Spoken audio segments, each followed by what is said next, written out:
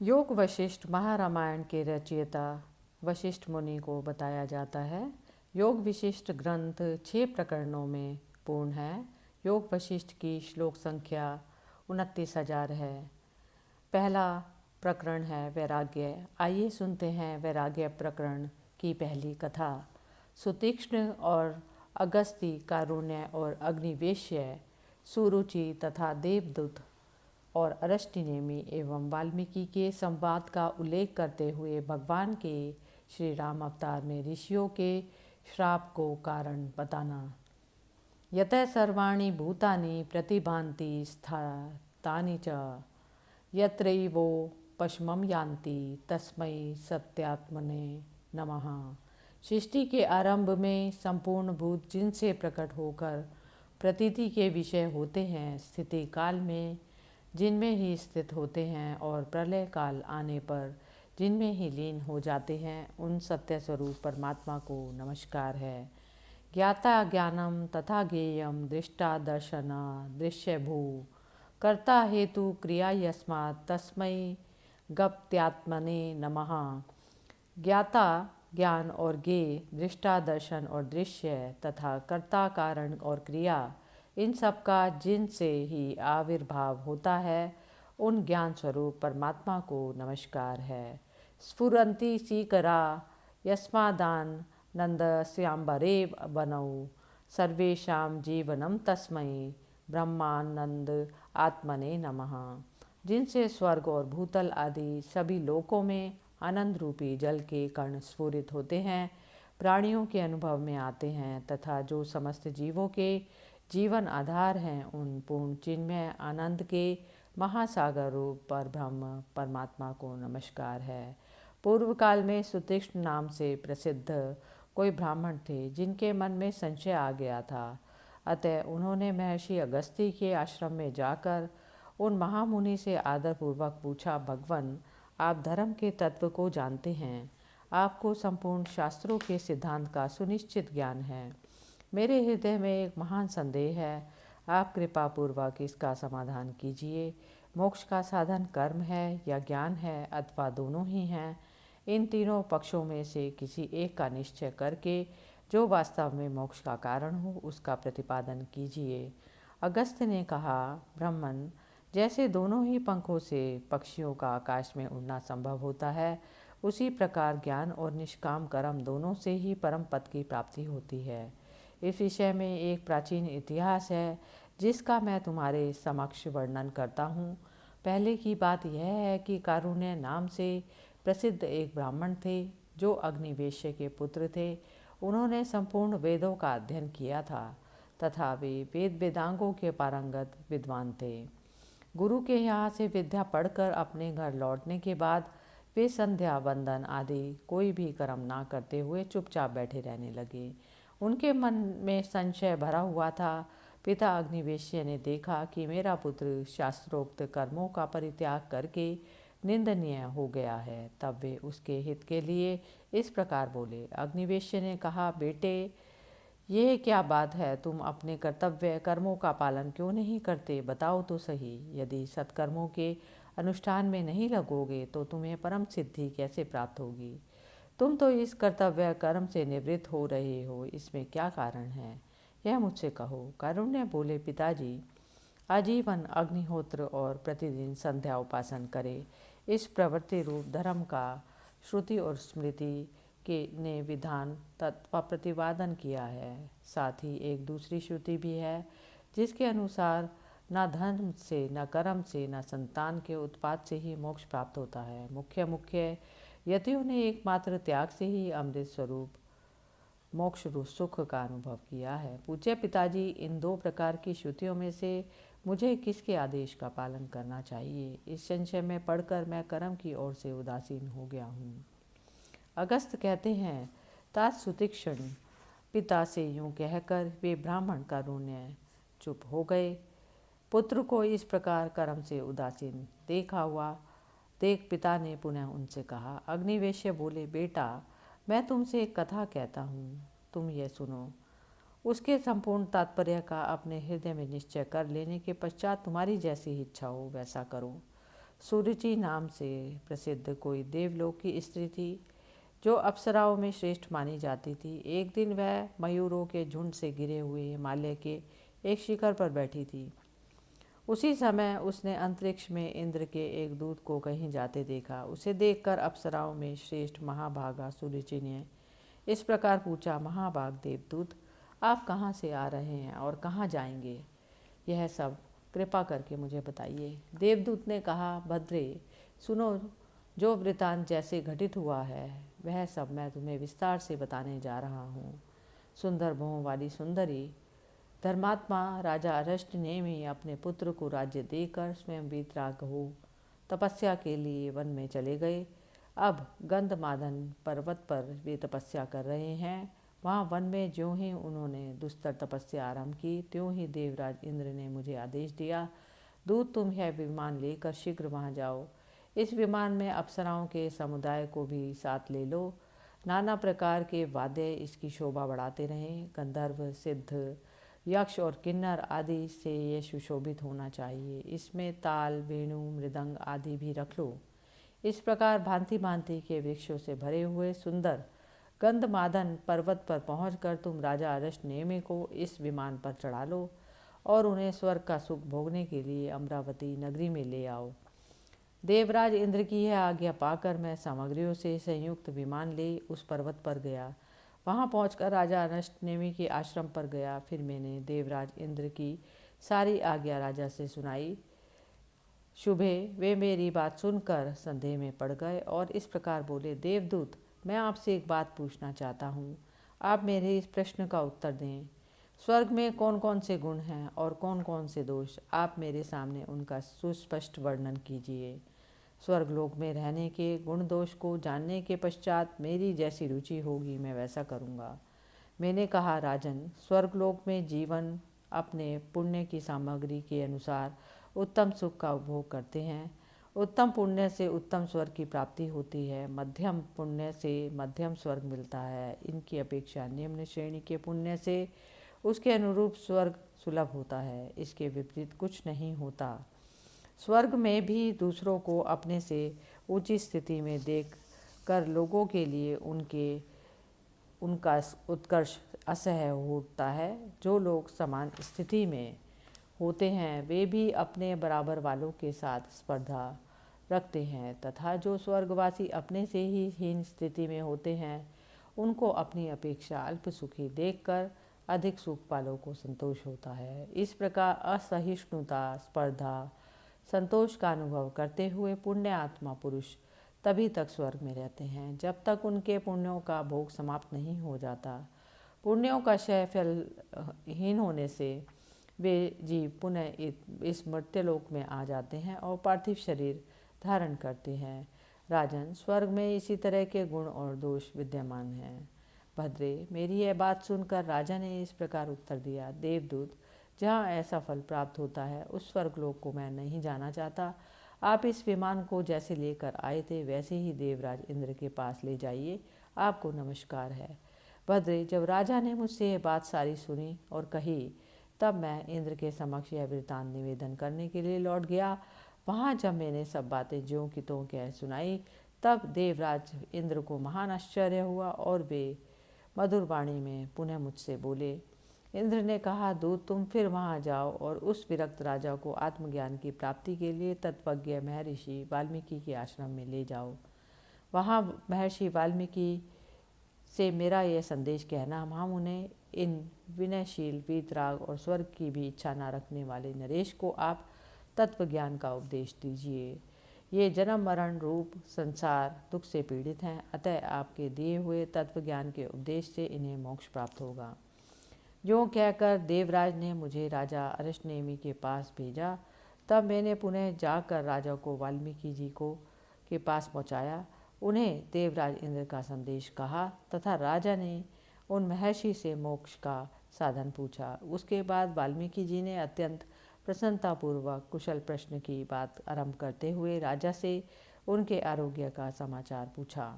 राजा ने कहा, भगवान, आपको धर्म के तत्व का ज्ञान है। जानने योग्य जितनी भी बातें हैं वे सब आपको ज्ञात हैं। विद्वानों में श्रेष्ठ महर्षि, आपके दर्शन से मैं कृतार्थ हो गया, यही मेरी कुशल है। भगवान, मैं आपसे कुछ पूछना चाहता हूँ, आप बिना किसी विघ्न बाधा के मेरी शंका का समाधान करें। संसार बंधन के दुख से मुझे जो पीड़ा हो रही है, उससे किस प्रकार मेरा छुटकारा होगा, यह बताइए। वाल्मीकि जी ने कहा, राजन सुनो, मैं तुमसे अखंड रामायण की कथा कहूँगा। उसे सुनकर यत्नपूर्वक हृदय में धारण कर लेने पर तुम जीवन मुक्त हो जाओगे। राजेंद्र, वह रामायण महर्षि वशिष्ठ और श्री राम संवाद के रूप में वर्णित है। वह मोक्ष प्राप्ति के उपाय की मंगलमयी कथा है। मैंने तुम्हारे स्वभाव को समझ लिया, अतः तुम्हें अधिकारी मानकर मैं तुमसे यह कथा कहूँगा। विद्वान नरेश सुनो। राजा ने पूछा, तत्वज्ञानियों में श्रेष्ठ महामुने श्री राम कौन हैं? उनका स्वरूप कैसा है? वे किसके वंशज थे? वे बद्ध थे या मुक्त? पहले आप मुझे इन्हीं बातों का निश्चित ज्ञान प्रदान कीजिए। महर्षि वाल्मीकि जी ने कहा, स्वयं भगवान श्री हरि ही श्राप के पालन के बहाने श्री राम के रूप में अवतीर्ण हुए थे। वे प्रभु सर्वज्ञ होने पर भी अपने भक्त महर्षियों की वाणी को सत्य करने के लिए ही आरोपित तथा स्वेच्छा से ग्रहित अज्ञान से युक्त हो साधारण मनुष्य की भांति अल्पज्ञ से हो गए। राजा ने पूछा, महर्षि श्री राम तो सच्चिदानंद स्वरूप चैतन्य विग्रह थे, उन्हें श्राप प्राप्त होने का क्या कारण था, यह भी बताइए। श्री वाल्मीकि जी ने कहा, राजन, ब्रह्मा जी के मानस पुत्र सनत कुमार जो सर्वथा निष्काम थे, ब्रह्मलोक में निवास करते थे। एक दिन त्रिलोकीनाथ सर्वशक्तिमान भगवान विष्णु वैकुंठ लोक से वहाँ पधारे। उस समय ब्रह्मा जी ने वहाँ उनका पूजन किया। सत्यलोक में निवास करने वाले दूसरे दूसरे महात्माओं ने भी उनका स्वागत सत्कार किया, लेकिन सनत कुमार ने उनके आदर सत्कार में कोई भाग नहीं लिया। वे चुपचाप ही बैठे रह गए।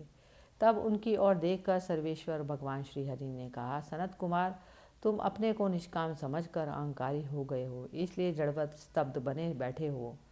इस गर्वयुक्त चेष्टा के कारण तुम श्राप या दंड पाने की योग्य हो। अतः शरजन्मा कुमार के नाम से विख्यात हो ही तुम्हारा शरीर धारण करो। यह सुनकर सनत कुमार ने भी भगवान विष्णु को श्राप दिया, देवेश्वर, आप भी अपनी सर्वज्ञता को कुछ काल के लिए छोड़कर अज्ञानी जीव के समान हो जाएंगे। एक समय अपनी पत्नी को श्री हरि के चक्र से मारी गई देख महर्षि भृगु का क्रोध बढ़ गया। वे उन्हें श्राप देते हुए बोले, विष्णु, आपको भी कुछ काल के लिए अपनी पत्नी से वियोग का कष्ट सहना पड़ेगा। इस प्रकार सनत कुमार और भृगु के श्राप देने पर उनकी वाणी सत्य करने के लिए भगवान विष्णु उस श्राप से मनुष्य रूप में अवतीर्ण हुए। राजन, भगवान विष्णु को श्राप का बहाना क्यों लेना पड़ा, इसका सब कारण मैंने तुम्हें बता दिया। अब तुम्हारे प्रश्न के अनुसार अन्य सारी बातें भी बता रहा हूँ, तुम सावधान होकर सुनो। सर्ग 1 समाप्त हुआ। हरि ओम तत्सत। लेकिन ये इसमें तो समझ में आ गया होगा ना, ये वाली तो चीज पहली स्टोरी में। हाँ, कि वो जो पहले मैं बताऊं, आप बताओ। सार इसका यही है ना जो उसको वो पूछा ना कि ये जो स्वर्ग का सुख क्या होता है, तो स्वर्ग का सुख वो हो गया ना, स्वर्ग का सुख ये हो गया है जो कर्मों से मिलता है आपको। जैसे आपने कुछ दिया लिया, ये सब चीजें हो गई ना, तो स्वर्ग का सुख वो हिसाब किताब बराबर होता है स्वर्ग में। स्वर्ग में हिसाब किताब बराबर नहीं है, तो बराबर तो सब में होता है, नरक में भी बराबर ही होता है। लेकिन स्वर्ग में आपकी कर्मों के हिसाब से आपको मिलता है, और वो जब उसका लेना देना खत्म हो जाता है, फिर आपको धरती पे आते जरूर मिलता है। नहीं, स्वर्ग नरक भी ना, स्वर्ग भी पहले उसमें एग्जिस्ट करता है। पहले उसमें जैसे कुछ कर्म होते हैं जो हमें अच्छी प्रतीति देते हैं, कुछ भी करने का, हमें किसी के लिए भी कुछ भी करते हैं तो वो हमें अच्छी फीलिंग देते हैं मन से। और जो हम बुरे कर्म करते हैं तो वो मन से हम बुरा जब कर रहे होते हैं तो वो मन में पहले से ही बुरा वाली जो आ जाती है, वो नरक हम तभी भी भोग रहे होते हैं जब हम किसी का बुरा करने की सोचते हैं। तो वो दोनों चीजें एक साथ एग्जिस्ट करती हैं ये। तो उसमें यही तो बोल रहे हैं ना कि ज्ञान ज्यादा जरूरी है या कर्म ज्यादा जरूरी है, या दोनों चीजें जरूरी हैं। तो दोनों चीजें ही जरूरी हैं। तो दोनों चीजें ये जरूरी है ना कि मैं हमेशा जो है देख के जब कर रही हूँ, जैसे मेरे को देने में खुशी हो रही है अंदर हार्मोन तो बनता ही है, जब हम देते हैं तो हम अंदर से अच्छा महसूस करते हैं। कोई भी हो गया, चाहे इवन बहुत बुरे से बुरा बंदा भी हो जाता है, वो ये जब देता है ना, लेकिन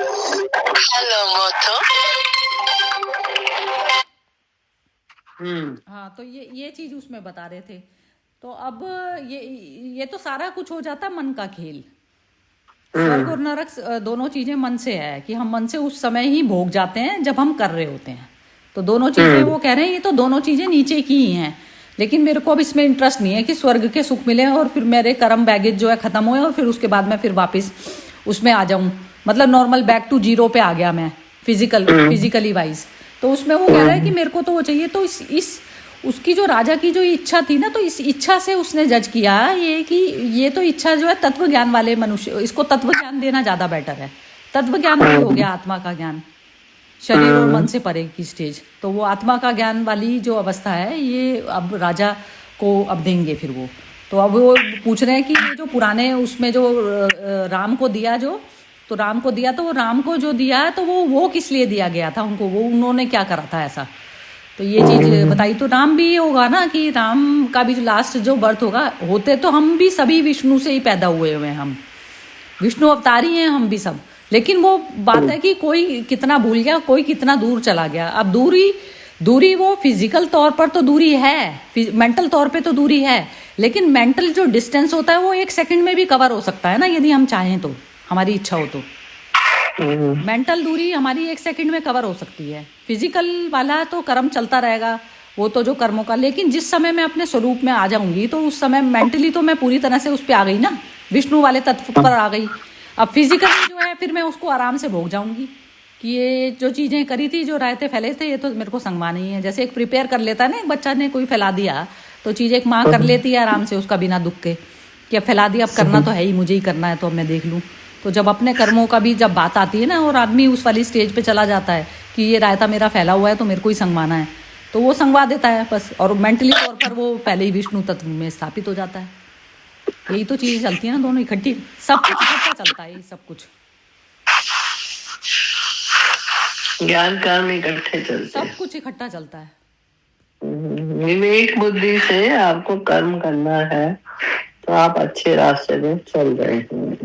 अच्छा रास्ता भी वो है ना, अच्छा रास्ता भी वो है कि जब मैं कुछ दे के भी अच्छा भी महसूस कर रही हूँ, तो वो तो अच्छा भी देना भी एक अहंकार है।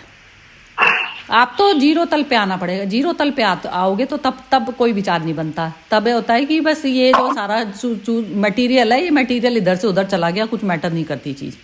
तो यहाँ तक आना पड़ता है, अपने ही हाथ की एक्सटेंशन, अपने ही शरीर की एक्सटेंशन मान के करना पड़ता है, क्योंकि है तो सब विष्णु के अवतार ही ना। हाँ, मतलब हम कर रहे हैं पर हम निमित्त मात्र रहेंगे। निमित्त मात्र रहेंगे, अंदर घुस जाए, जब ये हमारे अंदर इम्बाइब हो जाए अच्छे से, तब हम विष्णु हो जाएंगे। हम विष्णु नहीं हो जाएंगे, मतलब मर्ज 100% मर्ज होना ही विष्णु तत्व में शामिल होना है। मतलब हमें शामिल होना है, गंगा को सागर में मिलना है, उसको अपनी सागर अपनी गंगा में प्रवेश करवा के तो उसको कर्म करने हैं, सागर की तरह से हृदय बना के अपना।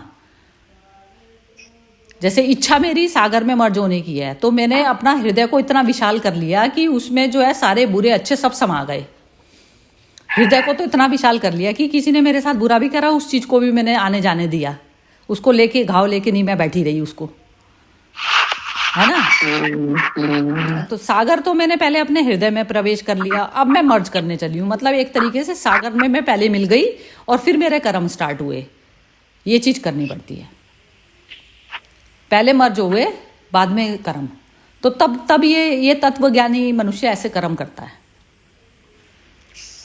अब जैसे तत्व ज्ञान तो हो गया, हमें ज्ञान तो है, लेकिन जिस दिन ये उतरेगा ना कि विशालता इतनी हृदय में इतनी आ जाएगी कि निर्मल हो जाएगा मन बिल्कुल हर किसी के लिए, तो तब होगी चीजें, है ना। ठीक है ना। और कौन पीछे से आवाज किसकी आई? नहीं किसी की नहीं, मेरे तो कोई नहीं है, शांति है। वैसे ही गूंजी होगी। ठीक है, आप बोलो, आप क्या समझी, क्या निचोड़ निकला आपके हिसाब से?